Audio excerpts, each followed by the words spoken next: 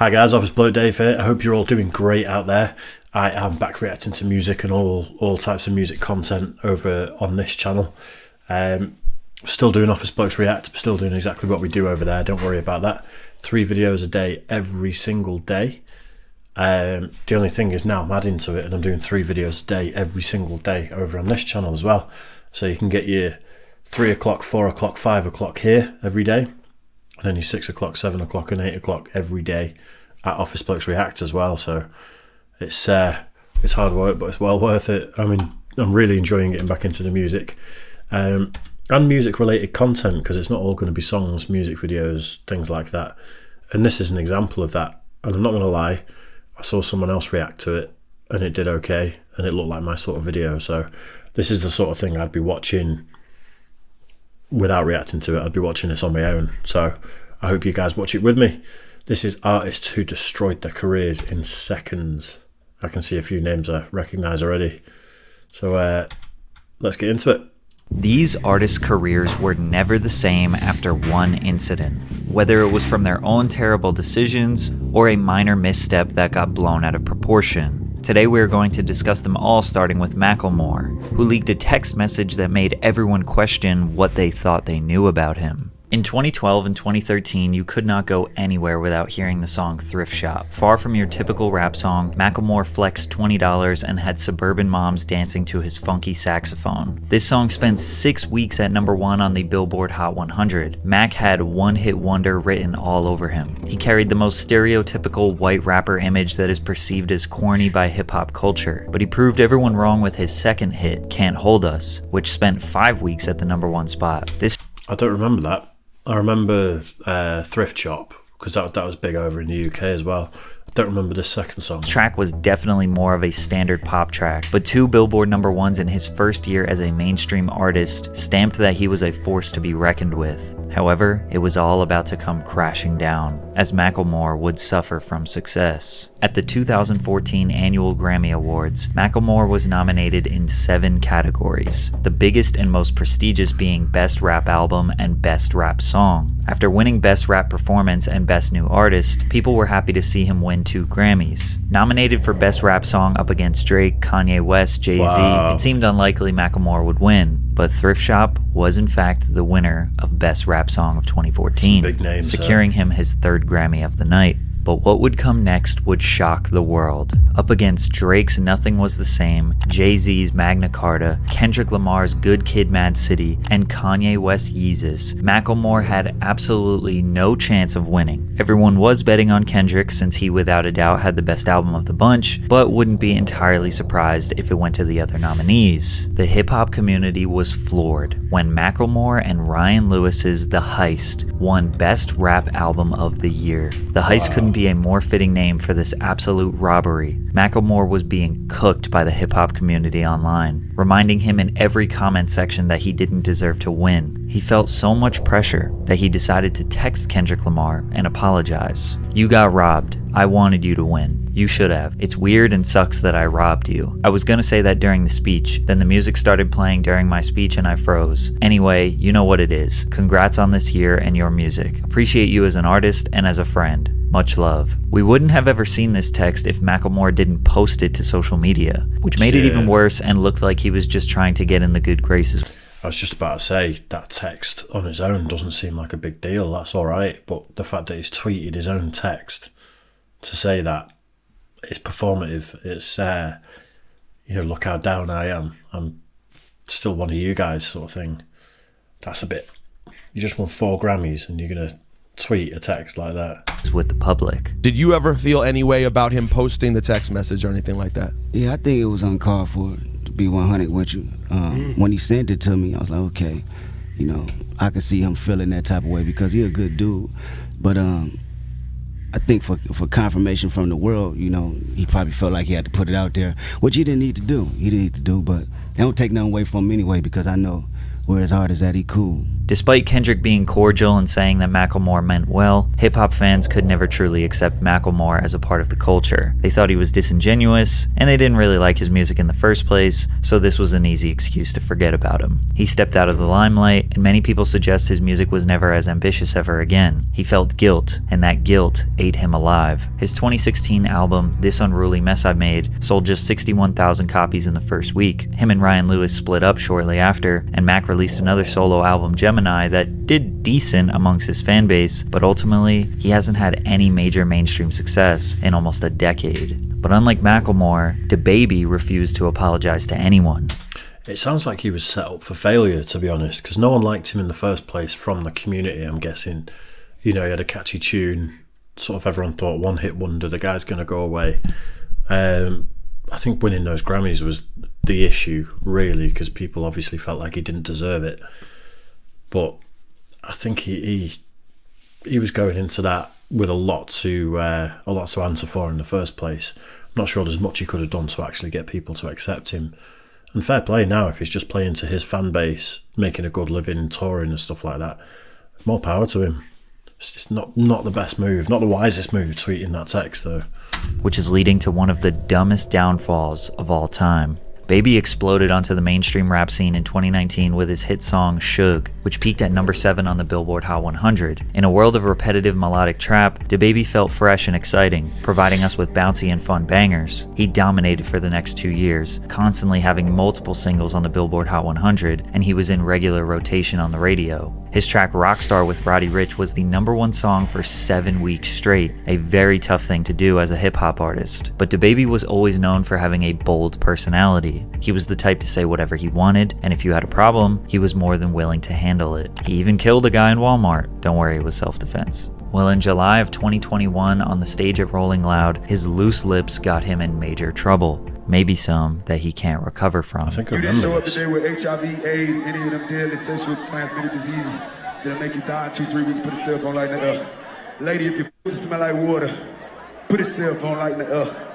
Fellas, lights up. Fellas, if you ain't sucking nigga in the parking lot, put your cell phone lights in the air. Completely unprovoked and for no reason at all, DaBaby was thinking about gay men and what they do in their free time while he was on stage performing. He referred to people with AIDS as dirty and will likely die soon from the illness. Both statements are categorically and factually untrue. The clip was shared onto the internet and sent millions of people into an uproar. DaBaby addressed this on his Instagram and clarified his message. I wasn't going on no rant. That's called a call to action. That's what that's called, because I'm a live performer. I'm the best live performer. I'm the live show killer. You interact with your fans. You get what I'm saying? Look, all the lights went up gay straight. You want to know why? Because even my gay fans don't got fucking AIDS, stupid ass niggas. Him doubling down on his comments made everything way worse, as he clearly was very uneducated on the AIDS disease and the unfair stigmas that come with it. And although he eventually issued an apology addressing the LGBTQ community, he had made countless contradictory statements after. He tried to profit off the controversy in music videos and even kind of redacted his own apology. If I say what I say to get people to raise their cell phones and it's misinterpreted by people who watch a 5-second clip at home, you're not supposed to understand what's going on. You couldn't raise your cell phone if you wanted to, so you ain't supposed to be able to digest a clip, you know what I'm saying? A clip that has been altered and shortened with a narrative to go along with it, with enough people driving it, it's gonna do what it do. From here, he got kicked off every major festival in 2021 that he was supposed to perform at. And even when he did perform, he was booed and had garbage thrown at him. A-list celebrities and fellow collaborators condemned him. But the controversy continued. He got into fights, tormented and broke down the mother of his child on Instagram, tried to kiss one of his fans without consent. DaBaby was not trying to save face. He just kept saying, "I'm sorry for being me." His ticket sales plummeted, which resorted to him offering buy one get one free deals to fill out the venues. One report alleged that he only sold 500 tickets to a venue that holds 14,000 people, and he claims to have lost $30 million because of the controversy. Like what were the a L's? week or two after, $30 million that I would have had before the ball dropped 2021. So this happened rolling out with July. I had $30 million worth of shows on the schedule before December 31st. All he had to say was, "Put your hands in the air if you just don't care," and all of this could have been avoided. But if you think what DaBaby said was bad, you'll be Yeah, it's a bit of a bizarre one, that, really. And I think because I watch a lot of comedy, and like anyone who knows from Office Blokes React, we've reacted to tons of comedy over there. I stand by the thing of, if you make a joke or if you make some sort of statement and you stick by it, that's one thing. If you apologise for it, it's another thing. And the fact that he's done both, it's kind of like apologised, but then backtracked and stuck by it, kind of contradicts everything. If sometimes just keep your mouth shut. People aren't going to concerts for opinions and political beliefs and all that sort of stuff. Just play your songs. That's it, really. Yeah, not good.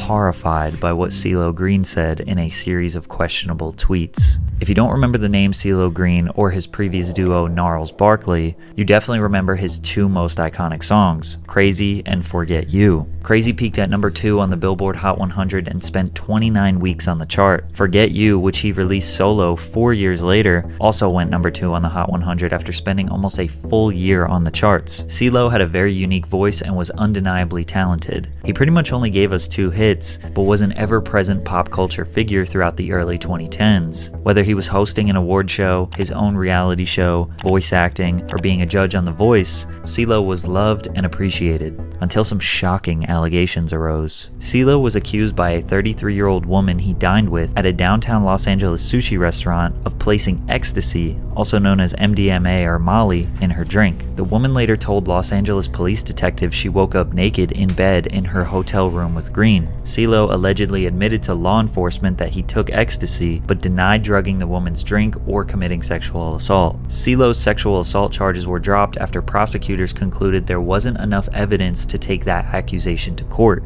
but he was found guilty on drug charges, which landed him 3 years probation. But it wasn't the nature of the charges that ruined his career, it's what he said on Twitter after the case. After being criticized by people in public tweets, he decided to respond. Women who have really been R-worded, remember, but point taken. So if I tried but did not succeed, but the person said I did, then what really happened? When someone breaks in a home, there is broken glass. Where is your plausible proof anyone was R-worded? If someone passed out, they're not even with you consciously, so with implies consent. It's hard to see what point he was trying to make here, but the blogs were not holding back. CeeLo, it's not rape if you forget. CeeLo Green, it isn't rape if the victim is unconscious. After these tweets, his reputation was destroyed. Wow. He lost all of his live performance bookings, he quit The Voice to avoid being fired, his TV show was canceled, and he basically disappeared from the pop culture zeitgeist, pretty much surviving off royalties and small film roles here and there. But I guess him and I are friends now? Yo, Pat, what's up, man? I'm assuming that your friends call you Pat. My friends do call me Pat, so... And I consider myself to be one of your friends. The next person on our list lost her career from something that was totally out of her control. In fact, it may have even been a setup. Janet Jackson is a woman who needs no introduction. She is the youngest of the 9 iconic Jackson family siblings. Although she was not a part of the original Jackson 5, she would go on to have a massive solo music career. Jackson signed the first of 2 record-breaking multi-million-dollar contracts with Virgin Records, establishing her as one of the highest-paid artists in the industry. She was named by Billboard magazine in the 90s as the second most successful recording artist of the decade in the United States after Mariah Carey. Over 100 million records sold, 10 Billboard #1 songs, 27 top 10 hits. She is easily the most successful artist on this list, which is why her downfall is even more tragic. The Super Bowl in America is always the most watched televised program every year, with an average of around 100 million people watching the game. The halftime show has historically been a major milestone in an artist's career, as it is the biggest stage they will likely ever be on. In 2004, Janet Jackson was asked to do the show, but not by herself, which was surprising since she easily had enough hits to do a full set. Instead, she only got to perform 2 of her songs. The other time was filled out by Justin Timberlake, Diddy, Nelly, Kid Rock, and Jessica Simpson. The very last song of the performance was Justin's hit song, Rock Your Body, in which... Is this where she has a wardrobe malfunction and gets one of her boobs out? I feel like I remember this.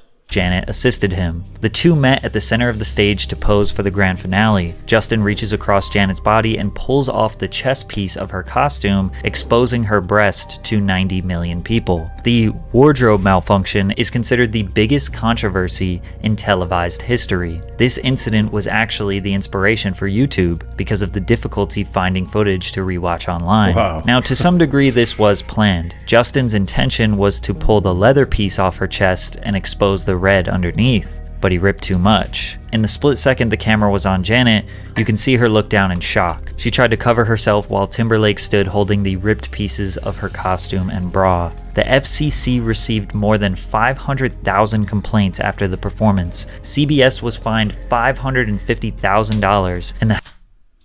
Who's complaining about that? It's obviously an accident. And also, everyone loves boobs. Men love boobs, women love boobs, everyone loves boobs. Come on. halftime sponsor AOL demanded a return of the $10 million advertising cost they paid to the NFL. Justin apologized, MTV apologized, Janet apologized, even though she later regretted it because it was an accident. The media went into an all-out frenzy. The FCC investigated the halftime show to see if this was a planned media stunt meant to shock the world, citing that because she was wearing a nipple covering, that was evidence this was all set up. Class action lawsuits were filed against Janet by... So her nipples covered up anyway.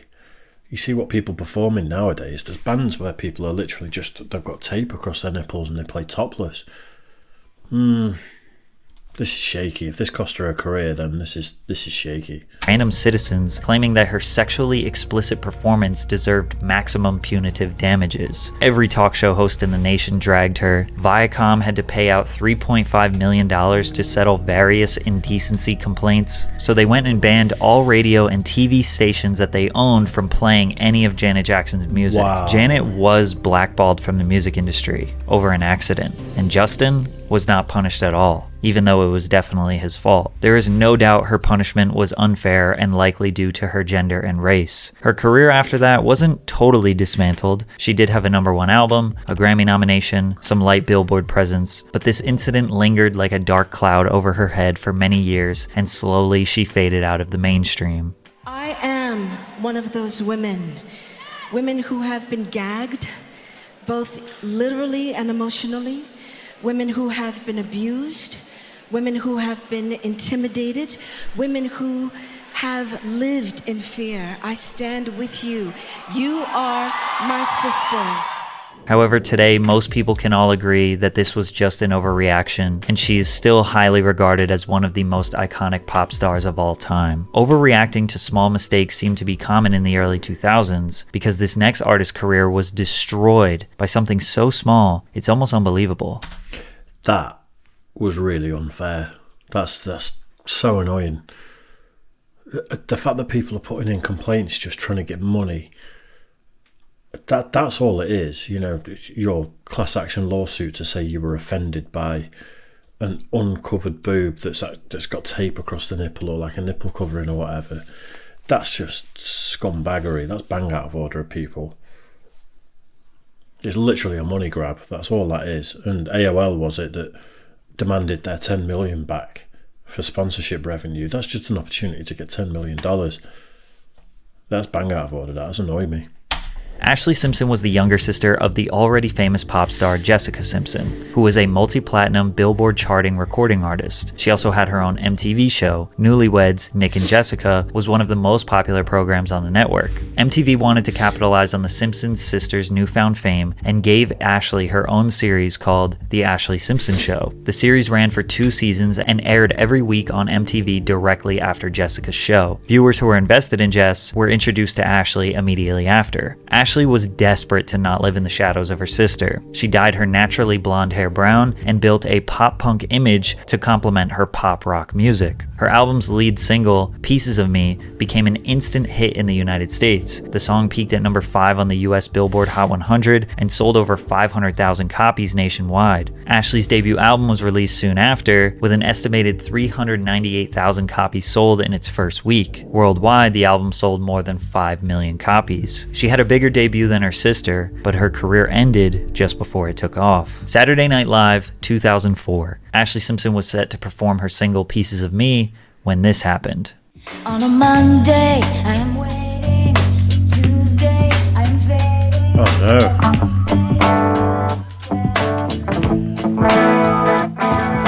You might be kind of confused as to what happened. Basically, the backing vocals started playing before Ashley expected them, as it was her intention to lip sync her performance, but instead of trying to catch up to the song, she stood there in a panic, then hit this extremely awkward jig dance twice, before ultimately exiting the stage without saying anything. The show cut to commercial, and when it came back, she blamed her band. Ladies and gentlemen, what can I say? Live TV. Exactly. I feel so bad my band started playing the wrong song, and I didn't know what to do, so I thought I'd do a hoedown. I'm sorry. If she just told the truth right away, she may have been able to avoid the backlash, but instead, Ashley became a laughingstock. On a Monday, you saw me. On Tuesday, you called me. On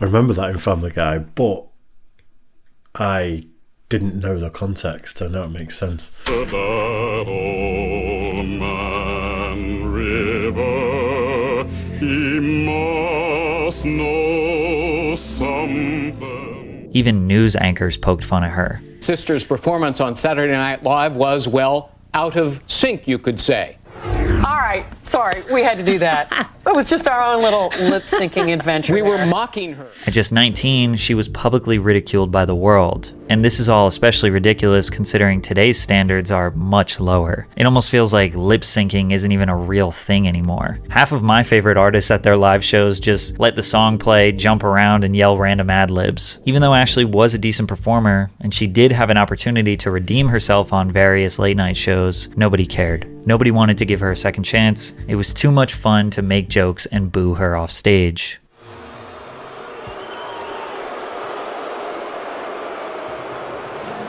Brutal. She did have a moderate comeback with her single Boyfriend in 2005, and her second album eventually selling 3 million copies worldwide, but she had already seen the peak of her music career, and as it slowly dwindled away, she maintained her relevance in the 2010s through relationships, various television projects, and her own social media. But the last person on our list has the most unexpected. Back when I was in college and I was studying audio engineering, one of the things we had to do, we had a mastering class. And it wasn't just mastering a song. They actually said this is to the sort of criteria of the assignment was we need the song, the original song, we need a radio edit, we need a live performance edit, we need like there was a couple of other ones I can't remember off the top of my head, but basically the live performance one was you're mastering the whole track, but then you're taking the lead vocal and putting it at like half volume for the person to sing over. And it was sort of normal. Like this was, when did I go to college now? 15, 16 years ago, and that was normal practice anyway. But people, especially pop artists, have been singing over backing tracks, lip syncing to their own vocals slightly turned down. That stuff's been going on for decades. So I think she's been done there a little bit. She just didn't necessarily handle it the best way by doing a stupid dance and then blaming it on a band. But if she would have just gone technical difficulties, right guys, 1, 2, 3, and then kicked into the song, I think she would have got away with it. But yeah, that's pretty normal procedure for a lot of people. So I feel like that could have happened to any one of hundreds of artists at that point. Shocking, and horrifying incidents that landed them in prison. In 2015, the world was dancing to Silento's hit song, Watch Me. The song paired with the massive viral dance, the whip and the nay-nay. All of social media was flooded with videos of people doing the dance. With Vine and Instagram peaking in popularity, Silento laid the foundation for what would become extremely normal on TikTok many years later. He performed at award shows, on Nickelodeon, every talk show in America. The virality got the single to number 3 on the Billboard Hot 100, as well as 1.8 billion views on YouTube. Today, the record is 6 times platinum. Unfortunately, hip-hop dance tracks have a history of being impossible to outdo, because for every one that becomes culturally iconic, there are hundreds of cheesy failed attempts to recreate the moment. Silento waited 3 years to drop his album fresh out of high school, which failed to generate any buzz, and his second album went almost totally unnoticed. But before you could fully count him out, he made a decision that officially ended his career. On January 21st, 2021, the 23-year-old rapper was arrested for the murder of his cousin, 34-year-old Frederick Rooks, after a shooting in DeKalb County, Georgia. Police said officers found Rooks suffering from multiple gunshot wounds at a home off of Deep Shoals Circle. He was pronounced dead at the scene. Investigators did not have a suspect at the time. Responding officers were able to obtain video from the security cameras of multiple residents and later identified Hawk, or Silento, as the gunman. Silento was arrested February 1st, 2021, and then later indicted by a Georgia grand jury on 4 felonies: 1 count of malice murder, 1 count of felony murder, aggravated assault, and gun possession during the commission of a felony. As of now, the court has deemed Silento unfit for the safety of the public and will remain incarcerated until further trial. Since the trial has not started yet, we don't know how he did it, we don't know why he did it, and we don't know how long he might be in jail, but we do know is that his career is officially over. Wow. I had no idea. I'm going to have to check out the song so I actually know who they're talking about there. But that's nuts. People have been given such an opportunity, especially when you have a viral song or something that just goes crazy. Keep your nose clean. Just don't do stupid stuff. Have a great career for 10, 20 years. And after that, retire on your millions and go and do all the stupid stuff that you want to do. It's ridiculous, that. Yeah, anyway, there's no shortage of people that are throwing away sports careers, music careers, film careers, it's madness. It's madness. Anyway, let me know what you guys thought of that. Make sure you like and subscribe and all that good stuff, and I will see you again very soon. Cheers.